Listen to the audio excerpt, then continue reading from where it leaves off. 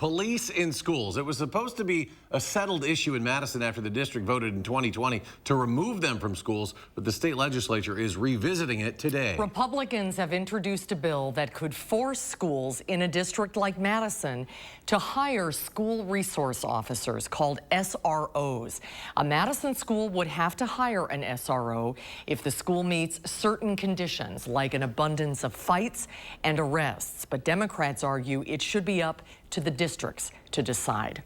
A Madison school would have to hire an SRO if the school meets certain conditions, like an abundance of those fights, as we mentioned. And Will Keneally offers this story from the Capitol.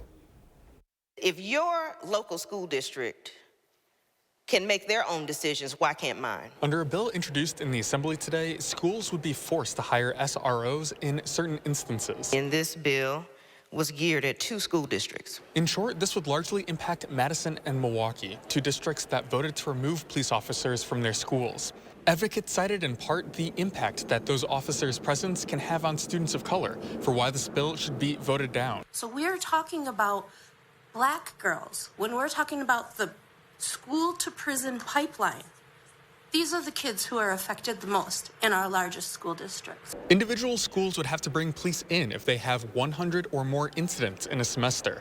That could be things like disorderly conduct on school grounds, and 25 of those incidents result in an arrest.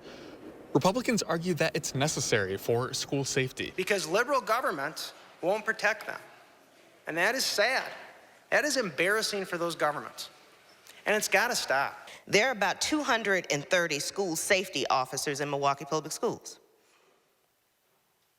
These are unarmed people, but their sole duty is to break up the fight, find the knife, find the scissors, find the lighters, do whatever it is. Build rapport with students so they don't bring those things to school.